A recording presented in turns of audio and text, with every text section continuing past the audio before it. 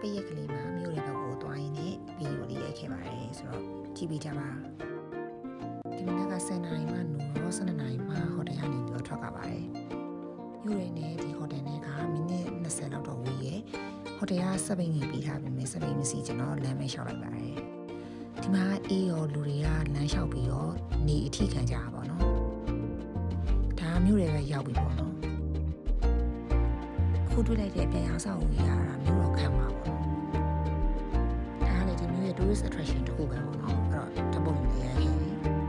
ကြောက်ထွက်သွားဆိုတော့ဓာတ်ပုံတွေကစိတ်တိုင်းတော့မကြောက်ဘူးဒါပေမဲ့ဒီကလူတွေကတော့သဘောကောင်းတယ်တေချာရိုက်ပြီးဒီဗီဒီယိုနဲ့ဆောင်ရောက်လာတာနဲ့ဆိုတစ်ခေါက်ရှိဘူးဆိုင်ကြီးကကြေးလေးကြေးတန်နေစီလေးလေးမစိုးဒီဟင်းကိုဖေနဲ့ကိုမနဲ့ recommend ပေးလို့စားလိုက်တာရန်ကောင်းတယ်ပေါ့နော်နောက်ကတော့အကင်းသူလည်းကောင်းတယ်ဒါကတော့ဟိုရှောက်ကြည့်ပေါ့နော်ရန်အေးချမ်းရင်ရာသီဥတုလည်းကောင်းတယ်ဒီဥစ္စာကကျွန်တော်ပန်းချံတအားလဲကျဲ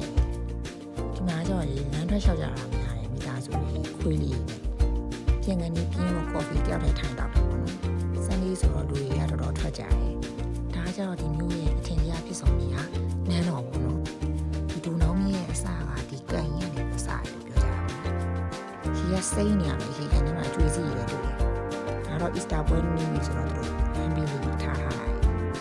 ပြန်တစ်ခုခုပါလဲဆိုပြီးတော့သွားပြီမယ် Sunday ဆိုအဆိုင်နေကုန်ပြီးတော့ဘာမှမဝယ်ပဲပြန်လာခဲ့ပါတယ် bye